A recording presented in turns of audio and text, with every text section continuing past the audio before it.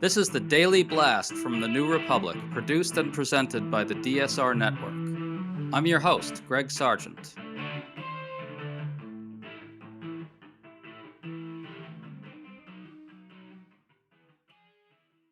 Donald Trump's attack on Iran is the most unpopular U.S. war in the history of modern polling. The New York Times looked at polls on U.S. wars going back to World War II and found Trump's war at the very bottom of the heap. This comes as new exchanges between reporters in the White House show that Trump's positions on the war are falling apart. In particular, one exchange with a reporter over the bombing of an Iranian school blew up in Trump's face rather spectacularly. We think it's significant that the public is not reflexively rallying to Trump's war. It says something fundamental about the American public during the Trump era. Paul Waldman has a good piece on his Substack, The Cross Section, digging into why Trump's war is so unpopular, so we're talking to him about all this today. Paul, good to see you. Thanks for coming on. My pleasure. Thanks a lot. So the Times looked at 10 wars going back to World War II and found that initial support for Trump's war is lower than at the outset of any other conflict. The Times puts support for the Iran war at 41%. Other averages of polls have it even lower at 38%. Paul, the key here is that there's no reflexive support for the quote-unquote commander-in-chief. In fact, I wonder if it's the opposite. People are predisposed to see Trump's case for war as, made up, which it is. What do you think? Yeah, I think we have this perception that there is what we often call the rally round the flag effect. Whenever there's a war, the public rallies around the flag and wants to defend the country and comes to the president's side. And the truth is that that's not necessarily true. It really is contingent on a lot of things. That has certainly happened on many occasions in the past. But if you look back at events like even the beginning of the Vietnam War, you don't even have to go back to World War II or to Korea. Or if you look at the Gulf War, the first Gulf War with George H.W. Bush, which was very popular, or Afghanistan, or even Iraq in 2003, what you see is that in all of those cases, they were very different from this one. First of all, the presidents at those times were very popular to begin with. And so you had a popular president who was coming in and trying to make this case for war. The second, I think, most important thing, perhaps, is that in every one of those cases, there was a real argument being made that America was under threat. And in some cases, it may have been exaggerated, but at least it was plausible. Now, in this case, not only is there no real reason to think that Iran is some kind of imminent threat to the U.S., the Trump administration barely attempted to convince the public that this was something they had to do. There wasn't some kind of long propaganda campaign that led up to the war. The explanations for why we were doing it have shifted back and forth constantly. And it's happening with a president whose popularity ratings are in the 30s. So people are not predisposed to believe what he has to say to begin with, even if he were making an effective case, which obviously he is not. As we all know, it's looking likely that the U.S. bombed an Iranian elementary school, killing scores of children. Reports show a Tomahawk missile striking near the school, and that's our missile. Trump has said implausibly that Iran might have gotten a Tomahawk and done the bombing itself. Now listen to this exchange between Trump and Times reporter Sean McCreish. You just suggested that Iran somehow got its hands on a Tomahawk and bombed its own elementary school on the first day of the war. But you're the only person in your government saying this. Even your defense secretary wouldn't say that when he was asked, standing over your shoulder on your plane on Saturday. Why are you the only person saying this? Because I just don't know enough about it. I think it's something that I was told is under investigation. But Tomahawks are used by others, as you know. Numerous other nations have Tomahawks. They buy them from us. But I will certainly, whatever the report shows, I'm willing to live with that report. Paul, that is utterly humiliating. Also note that Trump admits to not knowing much about the situation, which accidentally undermines his case for claiming that Iran did the bombing. It just blew up in his face so spectacularly. Trump is not incredibly engaged with the details in the best of times. And if you want to wage a propaganda campaign, then you have to have a clear message. You have to repeat it over and over. And the administration has been all over the place on all of this. And, some days we're talking about how the Iranian people ought to rise up and we're really doing this as a favor to them. And then the next day, Trump will put something on Truth Social that threatens to rain down, fire and fury on Iran and make sure that it can't become a country again for decades to come. We're also in the process of, bombing things that are important to their country. That's something important to understand too. Like, it seems like we've almost run out of real military targets there. I mean, obviously there are still missiles and drones, and a lot of them are hidden, and the U.S. is trying to find them and take them out. But at the same time, Israel is bombing oil depots, and we're attacking infrastructure in Iran. And presumably, if the country is going to want to rebuild afterward, those are things that they're going to need. And the misery of the Iranian people in the short term is only going to be exacerbated. So you would think the administration would be working extra hard to convince the world that we are actually on the side of the Iranian people, and to convince the Iranian people that maybe they should rise up and overthrow their leadership. But right now, we're not doing either of those things because this administration is consumed by bloodlust in the people of like Hegseth, and the rest of them can't even seem to get their story straight. Well, and I think that gets at another reason why support for this war is historically low. That exchange with that reporter really shows, I think, the media being far more aggressive and far more skeptical of the official line than we've seen the press be in the run up to other wars. The terrible nightmare was, of course, the run up to Iraq, where the press was really, really too willing to take the administration's horseshit seriously on WMDs and so forth.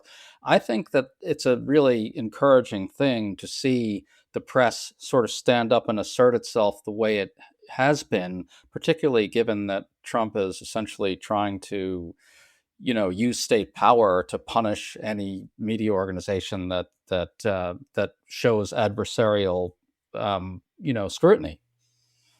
Yeah, I think there's a certain amount of coverage that is what the administration wants, especially on TV news. They release these sort of very exciting kinetic videos of explosions and things like that through night vision goggles, and we see planes getting blown up and stuff like that. And that is catnip for television news because they want those images. They replay them over and over and do the kind of play by play that you often see in war we've seen before. But at the same time, you're right that there is a lot more skepticism from the press corps in general. And this administration has built up a lot of ill will. Let's not forget that they basically kicked out the entire Pentagon press corps and replaced them with a bunch of, sycophants from far right media. And so those Pentagon reporters who have been kind of pushed out of the building, they're not going to necessarily be so inclined to take the administration line after they've been treated this way. And they've had to spend, most of the last year cultivating sources that are not necessarily what the press secretary is saying at the Pentagon. And so they've had to go and be a little more entrepreneurial about how they can get information. And that's going to push them toward more skeptical sources and just sort of put them in a position where they're not going to want to just, accept it when Pete Hegseth says that everything is going fantastic. And, we're just going to, amp up our lethality tomorrow, and it's going to be even more lethal. And isn't that awesome? To stay up to date on all the news that you need to know, there's no better place than right here on the DSR network. And there's no better way to enjoy the DSR network than by becoming a member. Members enjoy an ad-free listening experience, access to our Discord community, exclusive content, early episode access, and more. Use code DSR26 for a 25% off discount on sign up at thedsrnetwork.com. That's code DSR26 at thedsrnetwork.com/buy. Thank you and enjoy the show.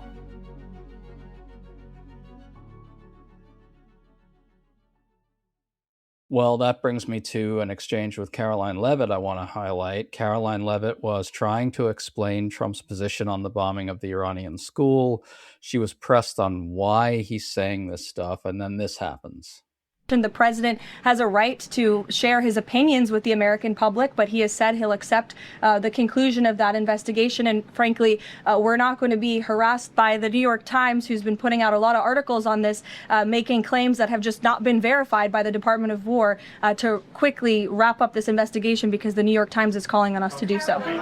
So that's just amazing. She faults the Times for reporting stuff that hasn't been verified by the Defense Department. I mean, she's faulting them for doing independent adversarial reporting, quite literally.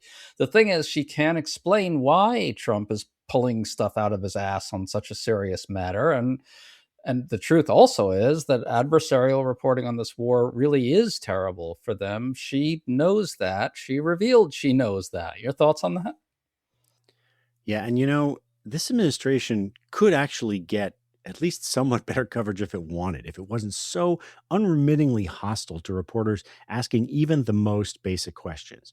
Now, I don't want to say you should have some kind of sympathy for Caroline Levitt, but it certainly can't be easy when Donald Trump is your boss and every time he opens his mouth, he's going to contradict what he said 10 minutes before and say something that is going to require you as his spokesperson to kind of turn somersaults in order to try to justify what he's saying. And because after all, the line from the White House is that Trump never misspeaks, he never makes a mistake. Everything that he says is perfect and true. And so that's the framework that they have to start from. But they also know that what he wants from them, from the people who deal with the press, is to be antagonistic and hostile and abusive toward reporters. That's what he expects, and he watches them on TV. And so they do that. And then, there is a way to have a somewhat adversarial relationship with the media that still is respectful and can, make it so that they will hear you out when you have a case to make. And there have been, more and less skilled White House press shops at that. But the smart ones know that if you treat reporters like the professionals that they are and you don't lie to them, you can, push back on them when you want to. And that might help you get your story out in a way that is preferable.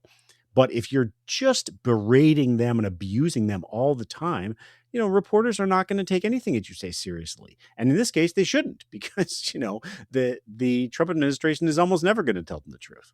Well, it's kind of funny because Trump keeps saying different things and contradicting himself and offering different rationales.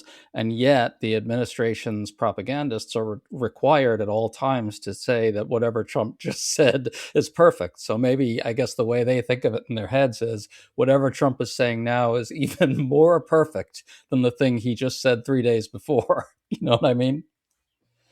Yeah, it can't be easy to keep up with. Well, yeah, and so that was actually captured really well in yet another exchange with Caroline Levitt that I want to highlight.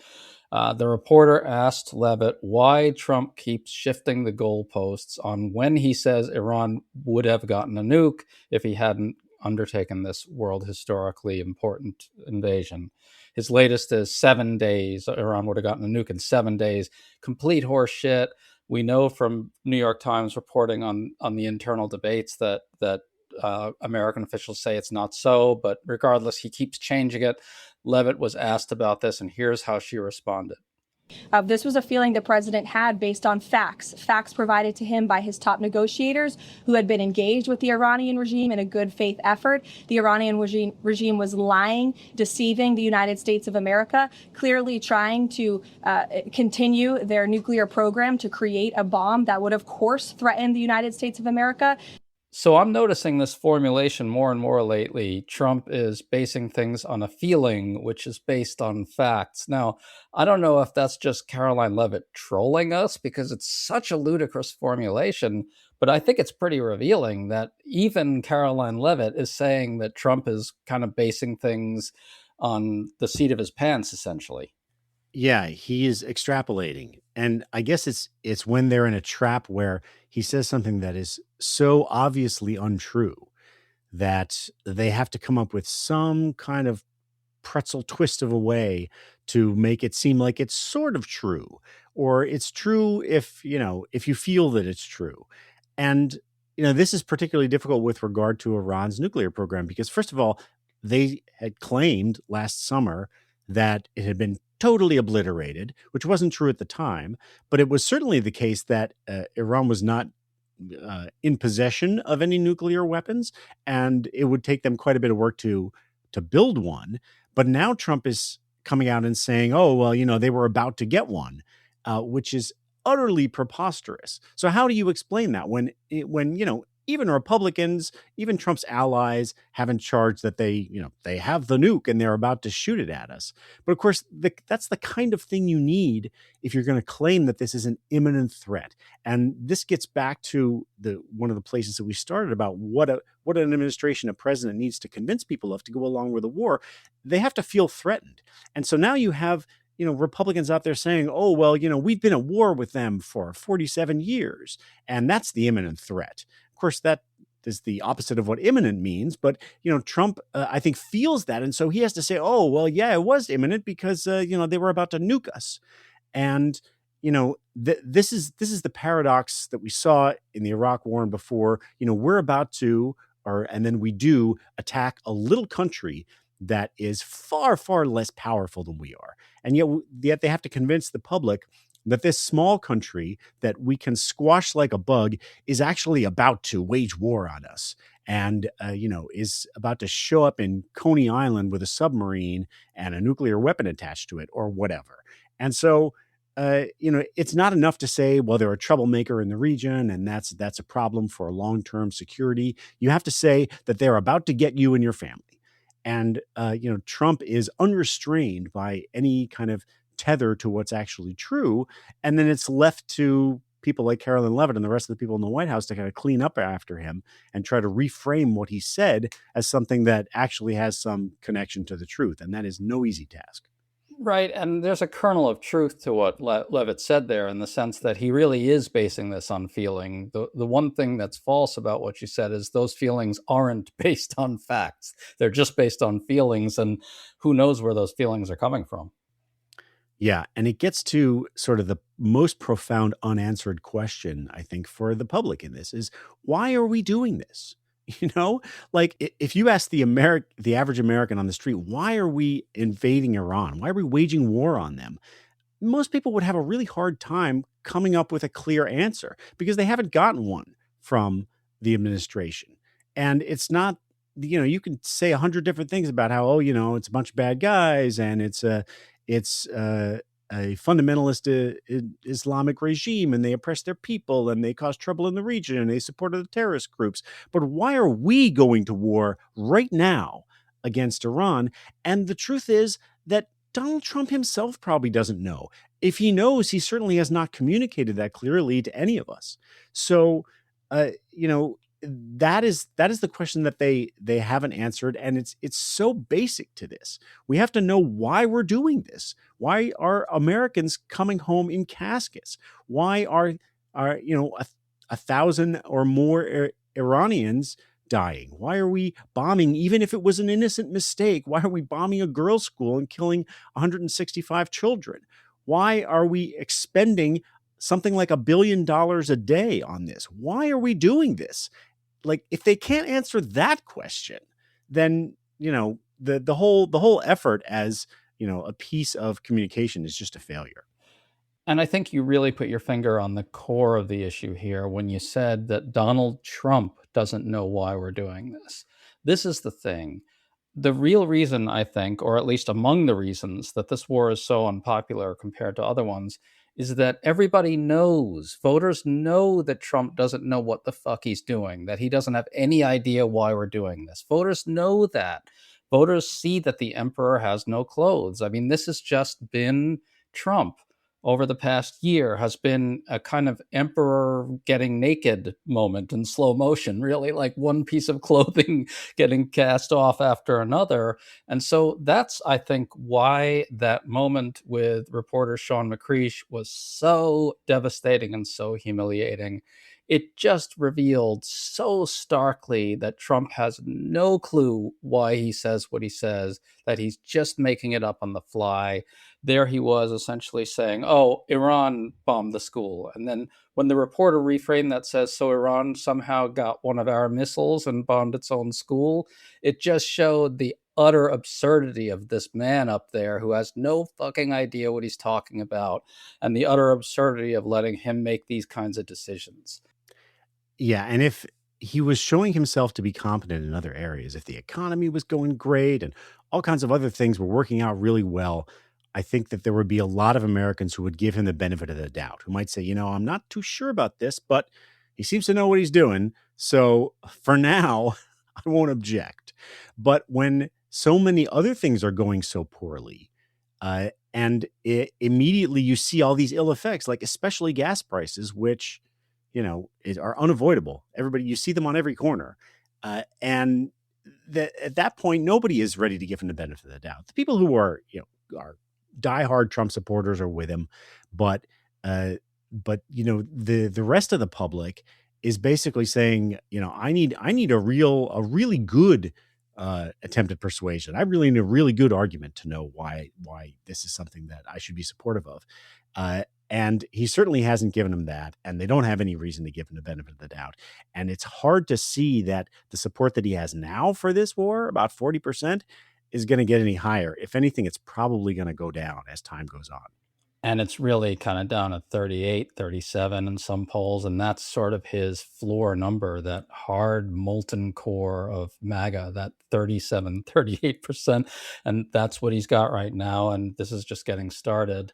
Paul Waldman, always a pleasure to talk to you, folks. If you enjoyed this conversation, check out Paul's Substack, The Cross Section. Paul, great to see you. Thanks for coming on. Thanks a lot, Greg.